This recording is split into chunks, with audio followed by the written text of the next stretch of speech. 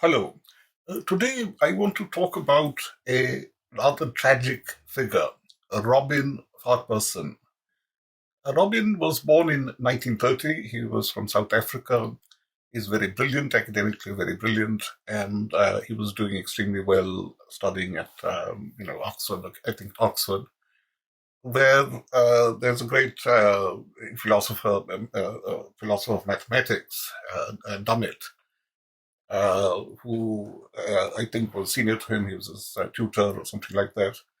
And the student uh, kind of worked with his professor, and what they proved a theorem, which is rather like Arrow's theorem. It's a bit like Arrow's theorem, but really you could say it was Arrow's theorem. I should explain is that there is no perfect voting rule because of the paradox of voting.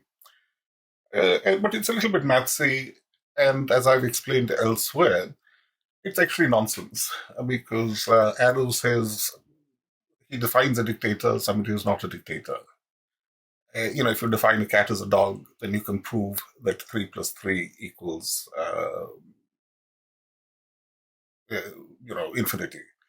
So that's also quadlibet.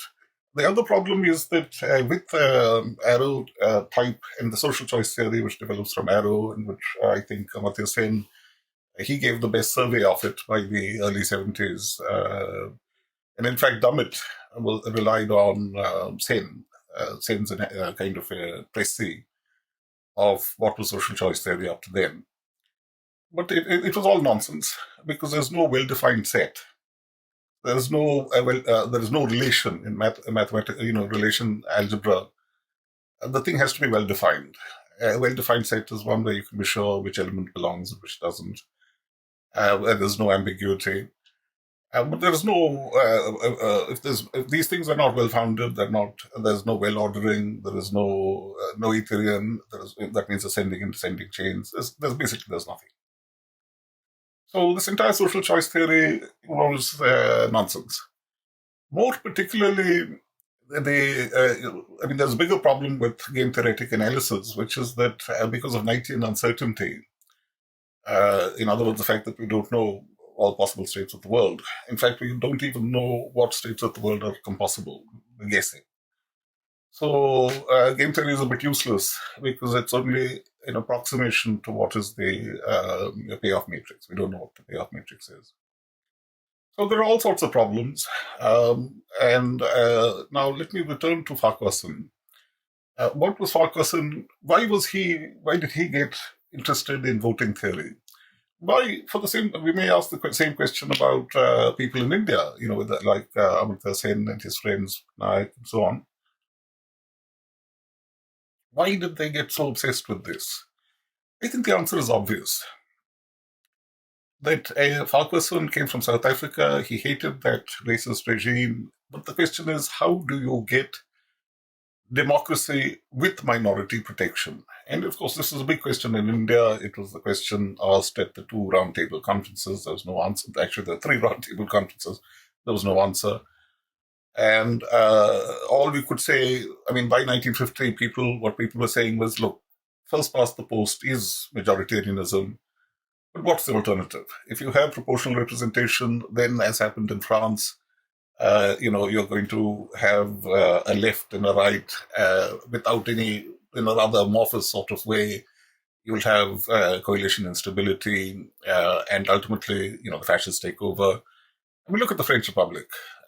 How many of them were there? First Republic, Second Republic, Third Republic, Fourth Republic. Come on. You know, so for the Anglo-Saxon world, it wasn't really a huge turn on voting theory, but for a South African, it would be interesting, very interesting. He belonged to a minority, but he didn't want to, the white minority, obviously. But there were plenty of white people who definitely they did not have that racial feeling. And don't forget that apartheid was quite recent. It had only come in after the Smuts government fell. It's only then that you really get full-blown apartheid. Anyway, Dominic and Farquharson, I think their theorem is actually quite interesting because it's not looking at something very abstract in the manner of Arrow. It's actually looking at situations, the actual situation which obtains, and saying that depending on the situation, then you'll have the preference ordering. So that's more reasonable. That means you start with what is the mechanism that you have. And then the question is, given the preferences people might have under those circumstances, is there a strategy proof voting mechanism? In other words, is there a perfect voting mechanism such that nobody votes tactically? There's no kind of cyclicity in preferences. It's like, take Brexit. Now, people might say, well, I want Brexit if Bojo is in charge of it. It's reasonable. I don't want Brexit, provided Cameron isn't in charge of it. Something like that. You can have these cyclicities, and that would affect your voting behavior. So the outcome is uncertain. Another way to say the same thing is that what people really care about is not what the menu offers. I want a good time. But if I go to the restaurant, I say, yeah, I want good food and a good time. Waiter says, well, you have to choose the things we have on the menu. Maybe I can advise you. But, ultimately, the fact is that if it says something on the menu and you say, well, that sounds good, there's no guarantee it's actually good. So what we may say is, as Kevin Lancaster and others said, that there are characteristics which is what we're attracted to. But those characteristics don't map very well to what is available. So candidate space is one thing, characteristic space is another thing. But the moment we admit this, we also have to admit that there is multiple realizability. That something in the candidate space can nominate more than one thing in the characteristic space and vice versa. Let me give you an example. In 2014, many people in India, they basically wanted less corruption, more development, and actually more secularism. Secularism meaning not people killing each other on the name of caste and class and region and all this bloody nonsense. There was only one candidate, and that was Modi. But for the people who voted for Modi, he was actually fulfilling all three. While the people who voted against him said he is not fulfilling secularism. But it wasn't true, because the fact is India is a secular country, and if you start killing people, majority starts slaughtering the minority, majority won't get anything very special. Minorities are too small, while minorities, gain absolutely zero from violence against the majority because they get stomped. That's what happens in South Asia. There's just no point to such stupidity. Anyway, so Farquharson and Dummett theorem, it's good. And what Dummett says is that later on, when he read the Amartya Sen about what social choice, because he was very interested in voting theory. And I want to say that Dummett, he's a guy, a true Catholic, a true Christian. And in Christianity, there is no bloody race and misogyny and all this nonsense. God, in Islam as well, in Hinduism as well, there's only one bloody God. Do you really think that the God who created all the planets in the universe, that he cares who's got a few inches over here and a few inches? Come on, don't be stupid. So, and of course, he was very much against racial discrimination, but he was also champion for free migration, especially concerning refugees, but even including economic migrants.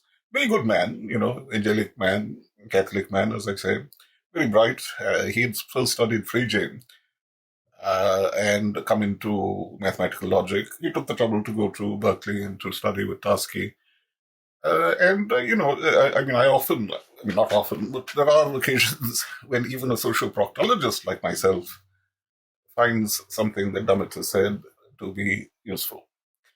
And the Farquharson Dummett, it's perfectly okay. It's basically the Gilbert-Satterthwaite theorem, which is interesting, and which also applies, it's basically the idea that there is no strategy-proof voting mechanism, but there is also, but it's the same thing when it comes to any bargaining problem. In any bargaining problem, there's a preference revelation problem. Let's say you and me. I'm saying, oh, I want to buy your sweater, and actually I know that this is an original Armani or whatever. I don't know about sweaters. And the truth is, I'll pay £50 for it. But I'm saying, yeah, I'll buy. I want. Hey, I like that sweater of yours. I'll give you £5 for it because I want to put it on my dog or something. So there's about, you want to find out what is the true intensity of my preference and vice versa. So there's a preference evaluation problem. In politics, also there's preference evaluation problem. Like you have crazy people shouting and screaming and shitting themselves and stabbing people. And that's supposed to represent preference intensity. The problem is that they keep doing it every day. And then you say, well, you're a renter mob. We don't think that you have any intense preferences. You're just a nutter. Fuck off. Right? So, I mean, but there were other occasions when you say, well, actually, these guys, like, if you look at the poll tax riots, this was ordinary people, or the Yellow Vest movement in France. This is ordinary people objecting to paying more because they don't have the money in their pockets, so they're running riot. So that's preference intensity because they're running riot, but it's anything. It's not strategic because people really do care about money. So anyway, Gilbert satisfied, that's the theorem. It's useful. Arrow's theorem is useless. And mechanisms to get over preference relation problems, that's useful. That's mechanism design. It's reverse game theory. It's perfectly okay. And then there is the Gilbert revelation principle, which makes things easier. It's a bit like Muth rationality, rational expectations. All that's fine. All that was done in the 70s and 80s. There's no scandal there. But today I'm talking about Robin Farquharson, this brilliant South African who comes to England. He's doing extremely well. The story is that he's going to become a fellow of some posh college. And then he's spoiled by phoning the warden or the principal of, I don't know, whatever the fuck, the chief don. Said, oh, God has instructed me. And, so they said he's a nutter. He didn't get the job. But later on, Farquharson is famous, really famous in certain circles in London, especially in North London. Even when I was growing up, he was dead by then, but there were two people, Price and Farquharson. They were both quite brilliant. Price equation, fundamental result in social biology. He seems to have come to London, gone a bit crazy, and he ended up in a squat. He gave away all his money, and he was starving to death. I think he starved to death, living in a squat in North London, in Camden. This is about 4 or 5 years before I started to go to high school in that area. But as part of the underground scene, Farquharson was even more famous, Robin Farquharson. He was in and out of mental institutions. He was with the, Lang and Cooper, R.D. Lang. R.D. Lang found him too crazy to deal with. He had to discharge him because he's a big guy.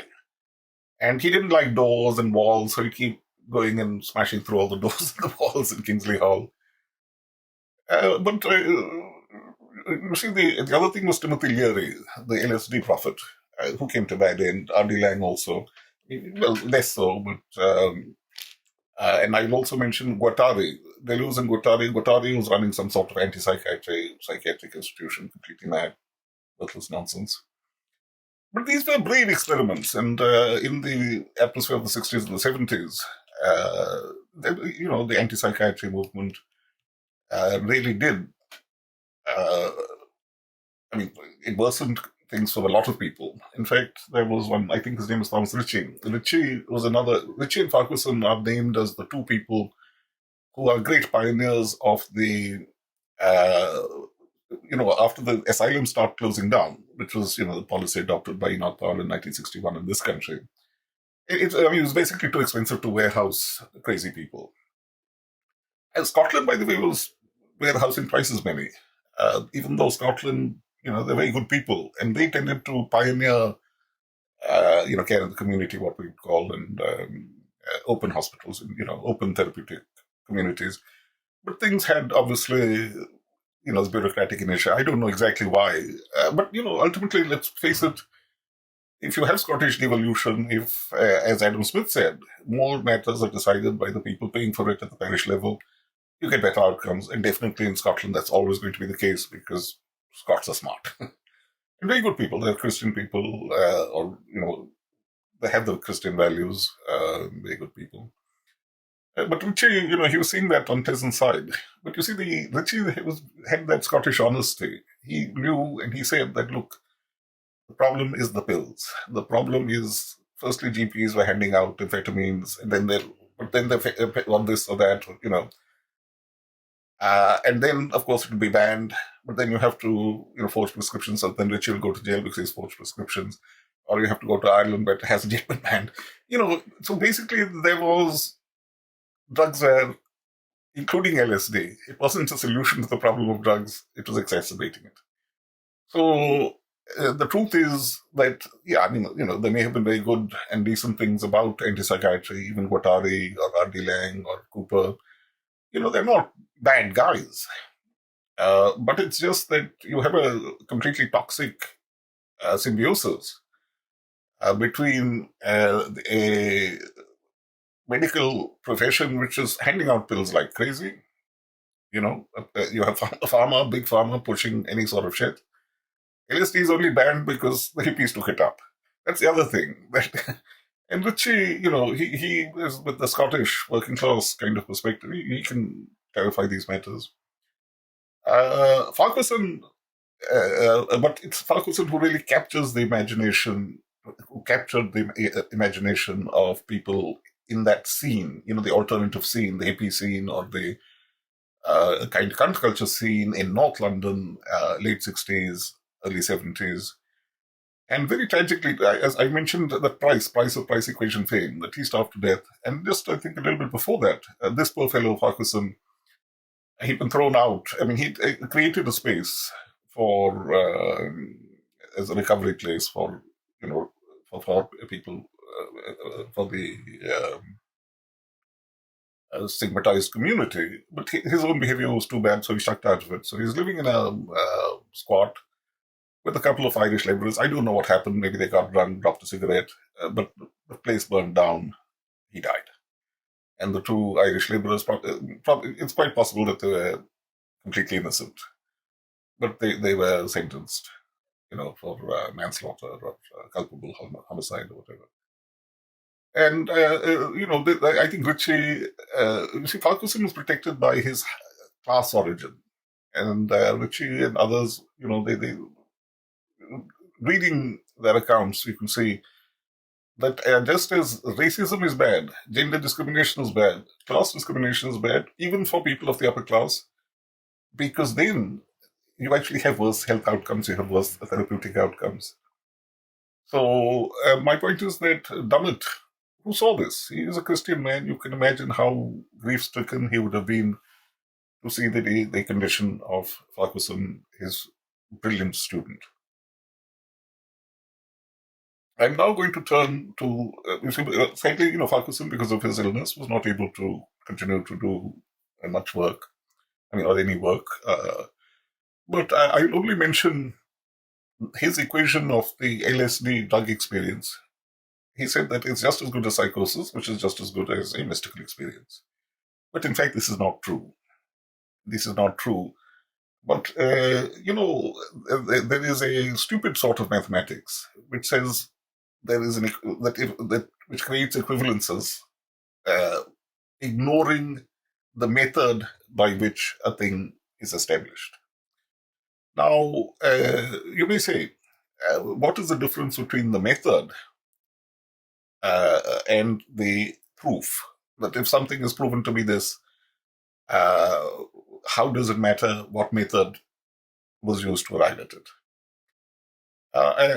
And this is really, these are deep questions at the heart of mathematics. And this is something that Dummett, because, his rather strange trajectory had led him into the philosophy of mathematics, probably because he was originally supposed to be a history student. Then when he was doing PPE, because, he had to go and serve as a soldier, when he came back from the war, he said, screw history, I'll do PPE, politics, philosophy, and economics. And when he was doing PPE, he latched on to Frege, just as Russell had done. Uh, and I know that sounds a little bit strange, but it seems a strange thing to do because you'd have thought you go to Russell. Why go to Frege? You go to Russell and then screw Russell. You go to Wittgenstein and Gödel and Turing and Tarski. But anyway, the guy did get to Tarski, so in the 50s and he went to Berkeley. So, but I think there is some other, I'm mentioning all this to show that there is some spiritual or some moral or some other aspect to uh, which motivates, and I'm speaking of social choice theory. And now the crucial point I want to come to is, and let me just foreshadow. Let me say that you will remember that many people know that Guattari, who's running some crazy an anti-psychiatry asylum, he collaborated with Deleuze to write an absolute rubbish stuff about schizophrenia and capitalism. But there was another guy, Erich Bishop, who was one of the great mathematicians. And he was from a constructivist point of view. So you could say he's critiquing the intuitionism of Brouwer. But he is, he says some very interesting things. He published a short little paper called Schizophrenia and Mathematics. Now, to cut the whole long story short, what I'm going to say is that there was a schizophrenia in mathematical economics, which is exactly the same as the schizophrenia in mathematics. And the Arrow-Debreu model, it can be described as a Arrow-Debreu security, which is based on that same mathematics, the social choice theory, sententious, Samatya sense, worthless shit. It's basically ignores 19 uncertainty. It basically takes axiom of choice for granted. And what happens when you take axiom of choice for granted is that you get paradoxes like the Banach-Tarski paradox, whereby you take this and you can, through finite operations, you can turn it into two of them or three of them or an infinity of them.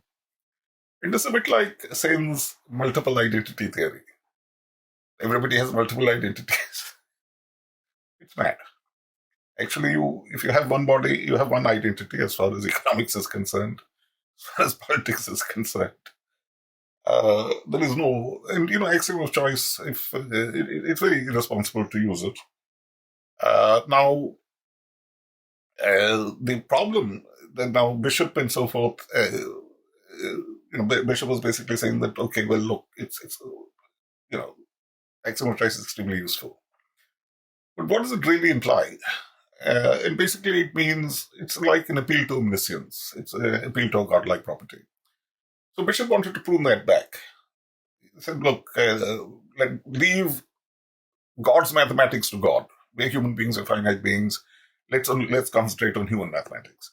But still, we're going to need a limited omniscience principle, an LMP.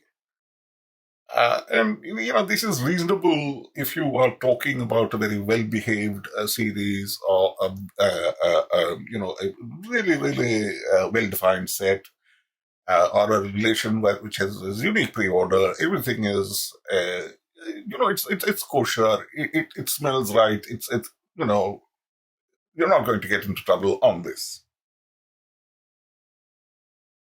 But in social choice, you're not going to get that. In capitalism, you're not going to get that. Why? 19 uncertainty. And it's because of 19 uncertainty that the only way you can have a creation of life, etc., is through evolutionary processes, which is fine. You can be a theist. Damit is a theist. He's a Catholic. But a very clever Catholic. I think he went to Winchester, and I think he was the professor of mathematical logic or something. So he knew very well that as the ancient people knew that the mathematics of God, it's the mathematics of the infinite. And it can have a finitary representation through a method which is not itself a function. It's not something which can be reverse engineered. It's a method. And now Bishop and others, people who've commentated on Eric Bishop, they have drawn attention to the fact that a method is not a function, though it is, isn't it? Though it is, actually. Come on, in Martin Loof type theory, intuition type theory, it is, isn't it? But this points to by about 1976, I think Dionisco, something like that, I've forgotten this chap's name. There's a proof which shows that, look, if you're going to go down this road, it's not intuitionism at all, because you have law of the excluded middle. That means either true or false. It's binary. It's not neither true nor false, which is what most things are. And that is the heart of that's law of excluded middle is classical. It's what Brouwer and so forth object to. It's what pragmatism objects to. There are many ways to arrive at the same conclusion. But I think as category theoretic kind of ideas, as they gained in power and scope, and as I think this kind of the salience of these notions, it fell.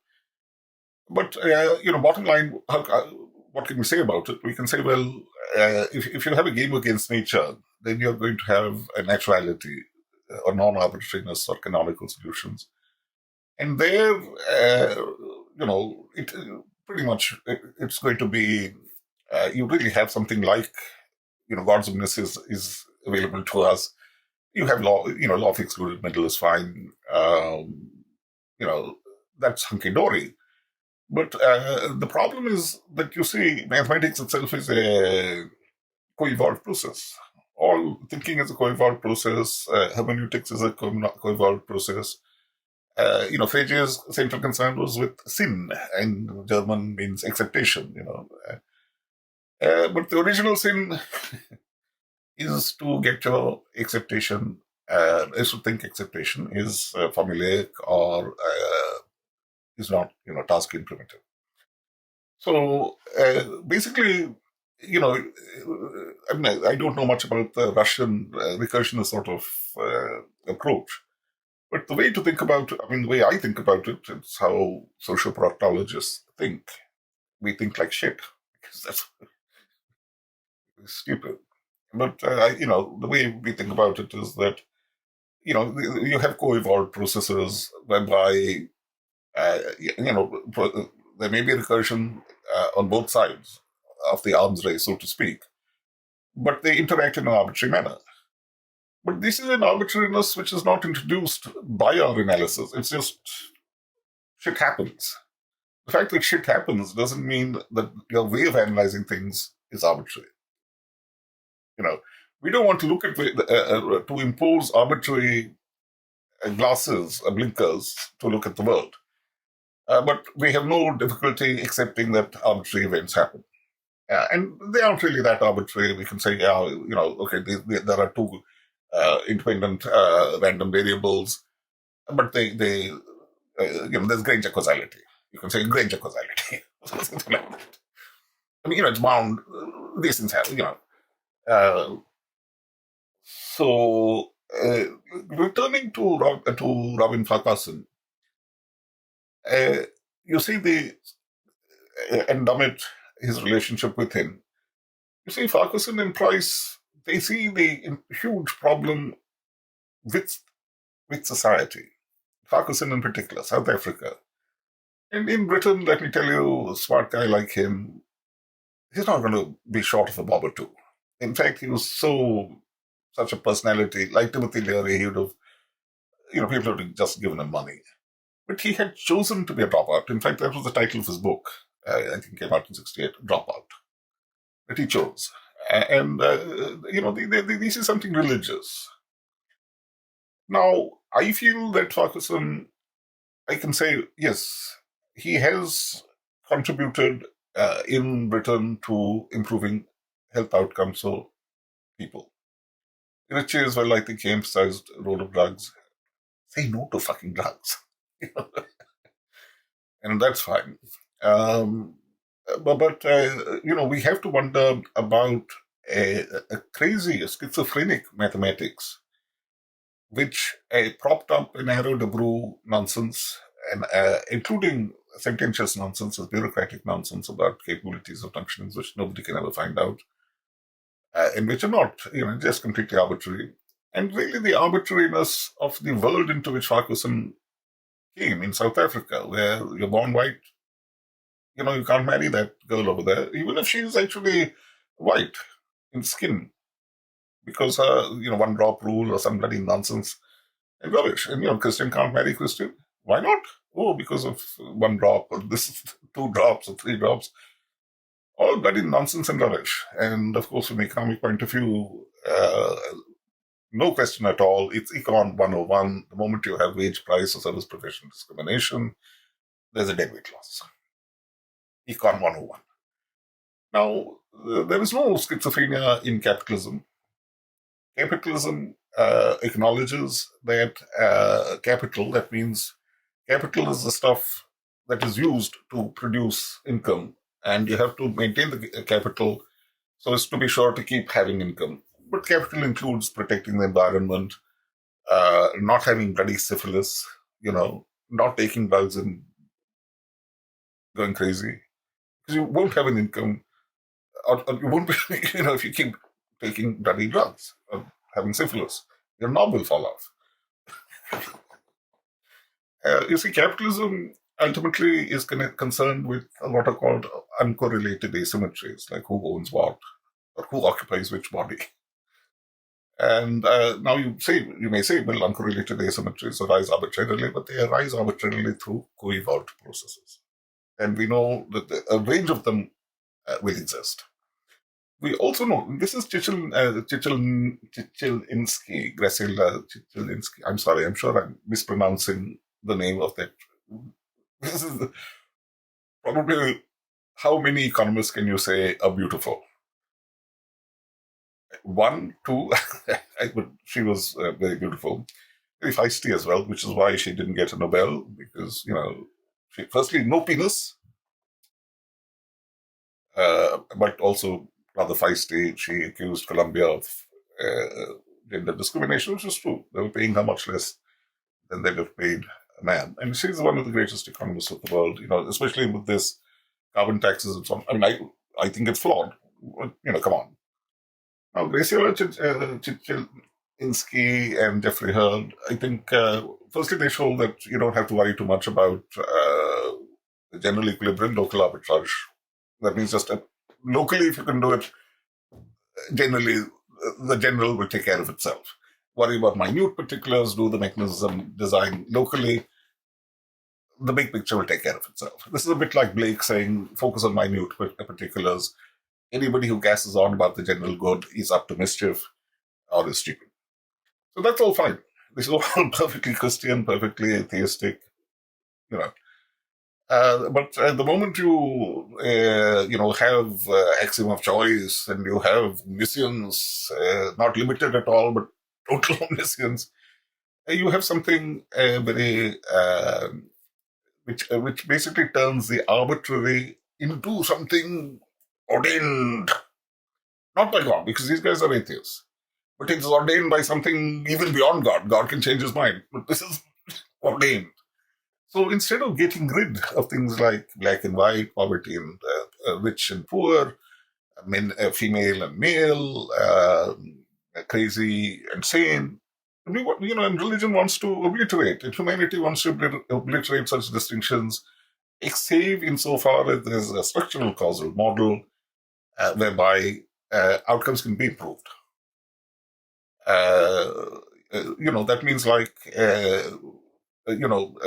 there should be no distinction between male and female, but if there's a structural causal model which says, for example, that my productivity would improve, if I take such and such medication because of my particular biology, that's fine. Whereas you take that's a structural causal model, that's a different matter. Then we're no longer talking about the general good and doing for social choice and the public good. No, this is just self improvement, or this is just stuff people will pay for. People will pay for it over the counter. Self improvement, productivity improvement. It's all fine. So where does this schizophrenia and mathematics, and where does the schizophrenia, how does it connect to schizophrenia and capitalism? Answers very clearly that it arises firstly through arbitrary distinctions, which the mathematics perpetuates because it says that this is state-based, whereas it's not state-based, it's arbitrary, and it arose through accidents, through things which is the proper application of structural causal models. They can obliterate those differences. First point. Second point, obviously, is financial sort of crises, which, okay, 60s and 70s, you can still say that there's transfer of wealth, but there's basic transfer of wealth from the older to the poor, to the younger. Baby boom. It's not as kosher it's not as sweet as it looks. But 80s, 90s, once you start getting a situation where downside of is taken over by the government, basically you're paying for capitalism to become more capitalistic. And not good capitalism, but, crematistic capitalism. That means just finance, crematistics. It's not creating wealth. So that, there I think, if you look at what Damit and Farquharson were doing, and if you look at Gibbard, Satterthwaite, and then you see that these are guys who, in the case of, because of Dummett, I feel that, this is such a respectable person, and, he wrote very good English. So if some non-social proctologist who wants to do something useful, they could look at Dummett and along the lines I've suggested, and to show how a Catholic would be able to defeat the schizophrenia both in mathematics and in the mathematical economics of crematistic capitalism. I'm sorry I've overrun my time. Thank you very much.